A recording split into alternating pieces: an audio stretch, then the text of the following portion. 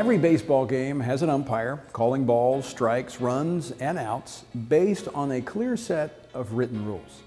That's how the founders envisioned the Supreme Court, as a judicial umpire who reviews the actions of the legislative and executive branches and makes rulings based on the clear meaning of the text of the U.S. Constitution and the laws. The founders certainly didn't envision these judicial umpires having the authority to rewrite the rules during the game. And if later generations felt the need for change, the founders even had the foresight to include a process for amendment. But modern courts want to bypass all that original intent nonsense and a couple of hundred years of precedent, and they just make it up as they go.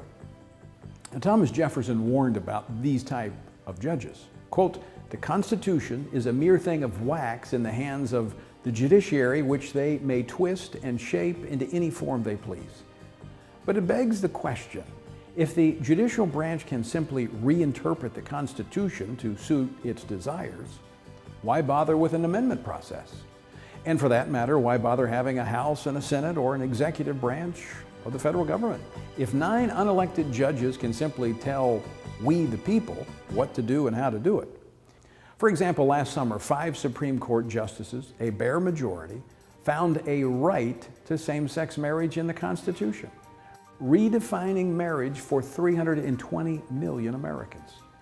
The court basically said that the laws in 31 states that defined marriage as the union of one man and one woman were null and void, and the 50 million people who had voted for those laws no longer had a voice. As the late great Justice Antonin Scalia wrote in his dissent to the court's decision, quote, "Today's decree says that my ruler and the ruler of 320 million Americans coast to coast is a majority of the 9 lawyers on the Supreme Court," end quote. He added that the opinion lacked even a thin veneer of law. But the ruling on same-sex marriage is only the latest example of the court's overreach. Just think of the notorious Roe v. Wade decision in 1973, which wiped out all protections for the unborn across the nation. The result? Nearly 60 million unborn lives lost and countless women subject to a predatory abortion industry. And let's not forget the court's ruling in Obamacare, in which they found that the federal government had a right to tax people for not having health insurance. In other words, the court said that Uncle Sam can penalize free citizens whenever they don't comply with big government wishes.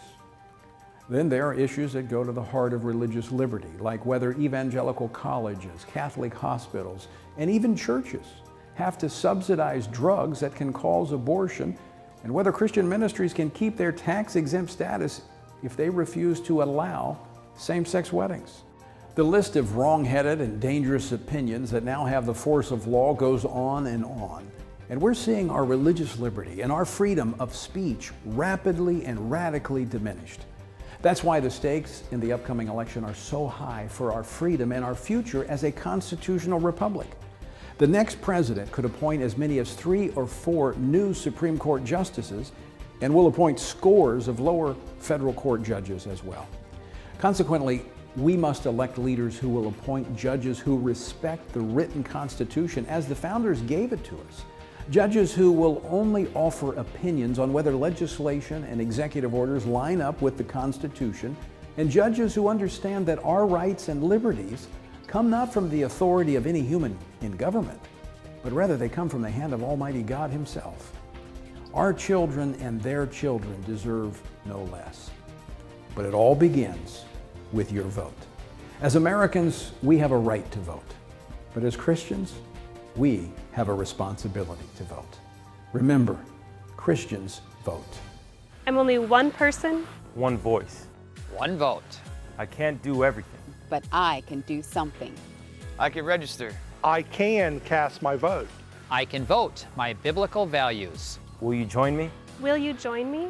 Together, we can make a difference.